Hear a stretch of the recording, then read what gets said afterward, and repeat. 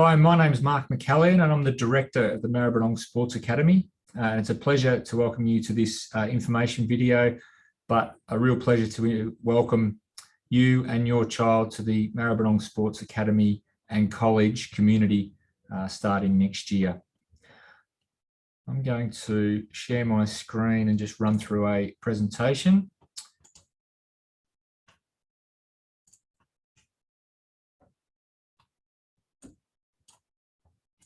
Okay. Firstly, we just wanted to acknowledge that it's a really important and emotional decision on when you are choosing schools for your children. I've got two boys myself. I remember when we were choosing secondary school for our children.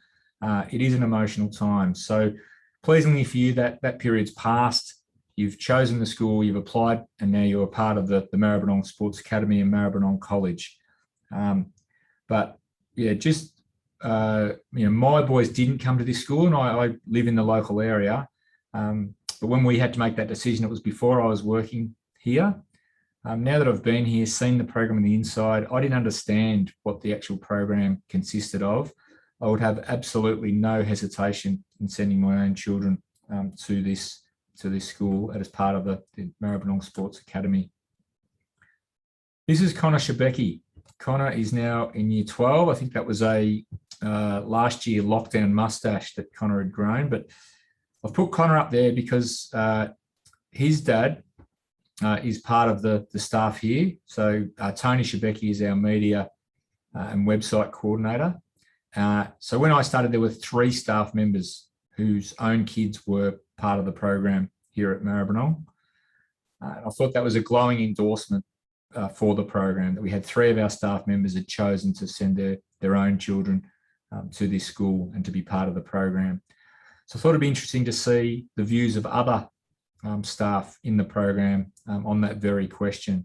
So we surveyed the staff, asking them if they would send their child to the Maribyrnong College as part of the Maribyrnong Sports Academy. And 96.4% of the responses we got said that the staff would be likely or very likely to send their child to be part of this program. So certainly this program is something that we as staff believe in. We think it is definitely a good program to have your child in. The motto of the Academy is pride in performance, and we take great pride in developing our student athletes in a number of ways. The obvious one is their sporting journey. This is a photo of Luke Plapp. Luke was one of 5 former student athletes from our program that competed in Tokyo. Luke was fortunate enough to walk away and win a bronze medal representing Australia in track cycling. So obviously this program, we are trying to support and develop student athletes in their sporting journey. We also take great pride in developing our student athletes academically. This is a photo of Claire Hind. Claire Hind was the Dux of the school 2 years ago, and Claire is now on both a sporting and academic scholarship at the University of California, Berkeley, and is achieving some great things over there as we speak. We also know that not all of the student athletes in the program are going to head off to the Olympics or to being one of the most prestigious universities in the world. So we also take great pride in developing the student athletes in the program as people. This photo is in the background is Massimo D'Ambrosio. He's now in year 12.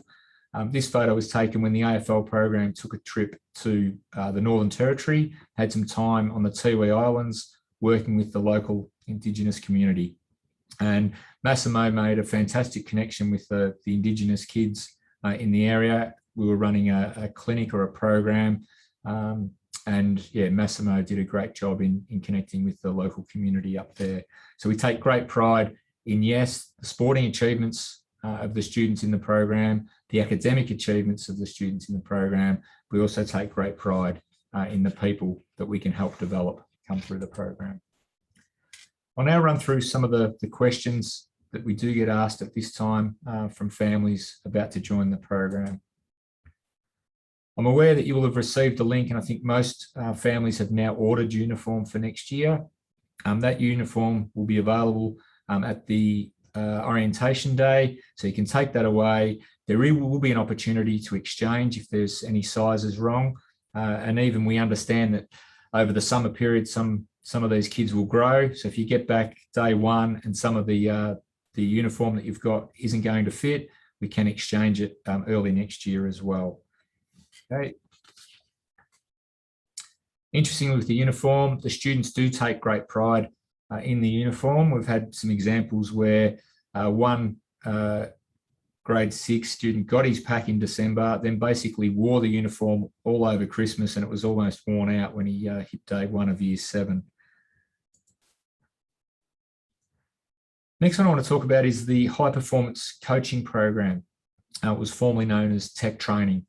This is the before or after school sports training that your child will be involved with. First of all, we get asked what day of the week and will it be morning or in the afternoon that my child will be required to train. We'll work that program or that timetable out before the end of this year. So in December, we'll send you a copy of the timetable so that you can plan for the days that your child will be either starting early with us or staying after school, so to be a bit late to be picked up or to make their way home. So we'll get through to you before the end of this year so you can plan for next year. The other question we often get in this regard is about if there's a clash with outside training. So the students in this program are on a government scholarship, and there is certainly an expectation that the HPC program here will take precedence over local club training. If a child is trialling for a representative team or part of a state or national team trials or training, that would certainly take precedence over any training here, because our aim is to prepare students to compete in those state and national teams or those representative teams. So certainly that would take priority, but if it's for normal club training, the priority would be to be in the program here and training. The next one I wanted to talk about was the HPP program, or High Performance Preparation Program. That's basically a strength and conditioning program and also an education program. So the strength and conditioning side sees student athletes in the gym or out on the track. And the aim of that program is to reduce the risk of injury as much as possible, but also set up young bodies to cope with the significant workloads that they will get as they progress through their sporting journey. The other side of that program is an education program. So the students get educated on things such as nutrition, sports psychology, and also the other things that they will need to know if they really aspire to be an elite athlete.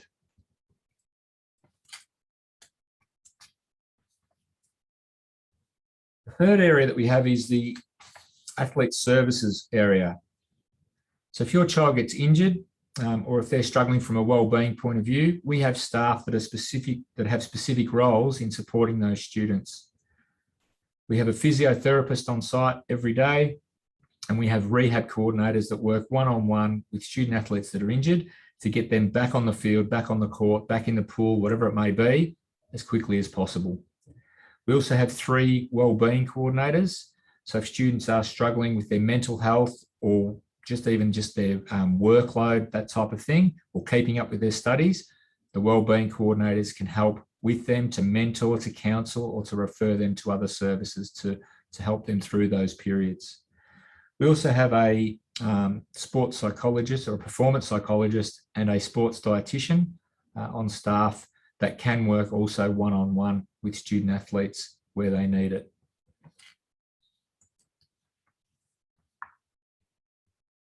Year 7's a big transition for students, and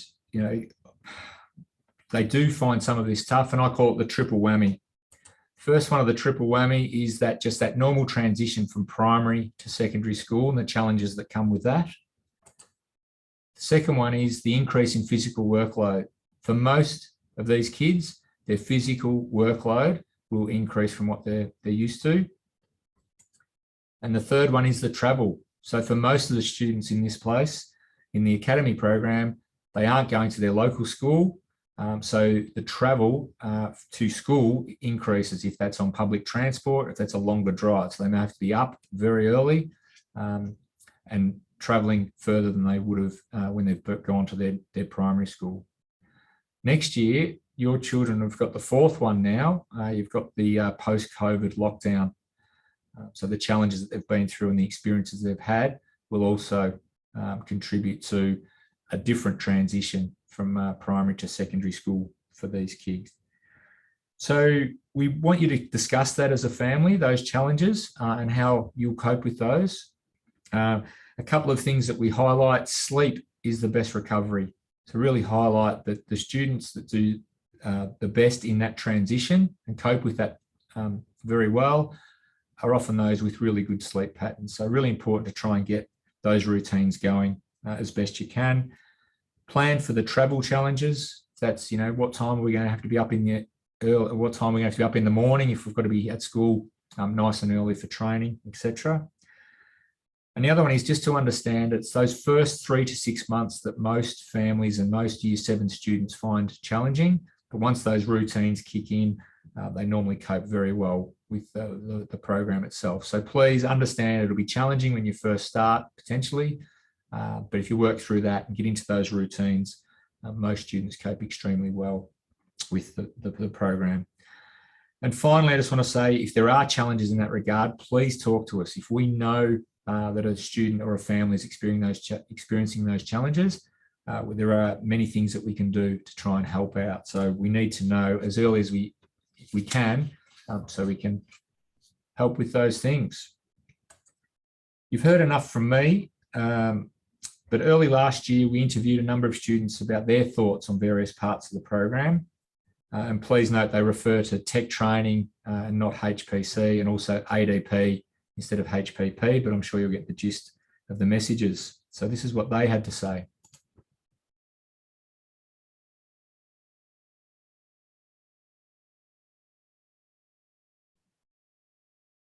Especially like it. I love it because strength conditioning, you get homework sessions, recovery sessions. It's all really good for your health and body. I like the strength that you get from it and the ability to get more hand-eye coordinated. The strength, for me, I can hit harder, I can throw better, I can bowl better as well. Well, I really enjoy how ADP makes me stronger, and since I'm a golfer, it really helps with my flexibility. So that's a huge factor for that, and it helped me a lot. So, but I don't really have any dislikes for ADP because I really quite enjoy it. Yeah, no, it's really good, but it's a bit of a struggle just to balance out your sport, your training, and then straight into school. It might be mixed out the day. It gets really tiring, but you just got to work through it.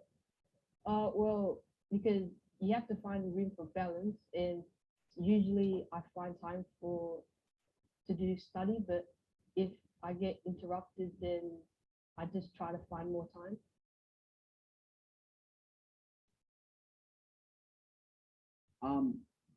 It helps to get above all the other people because maybe they don't have that extra time, and we can do it just straight out of after school, before school. Benefits would be probably having more sessions with people that you work well with. Like everyone's good at this school in your sport, so it's good to have people that you can use to help you get better. And all the teachers are just really helpful and help you grow into a better player, but also a better person. The schedule, I find that very challenging because it's just a lot to handle, especially when you get older and you have to sort of pick what you want more as you're older, education or sport. And so it's really frustrating, but it's your responsibility. So It can be difficult, but the great thing about Maribyrnong is the teachers understand that most of the students have large sporting commitments outside of school, and we can't miss that. So they really understand that we have to commit to that. Probably waking up most mornings, you know, Monday at 5:30. But it's a lot of fun and it's worth it.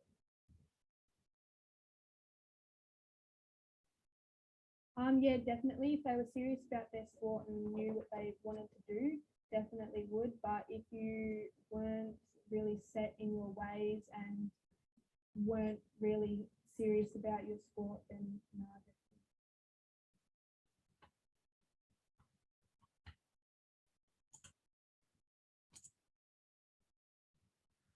Okay, we're really looking forward to welcoming you all as part of the Maribyrnong Sports Academy community, and really excited about having your children as part of the program in 2022.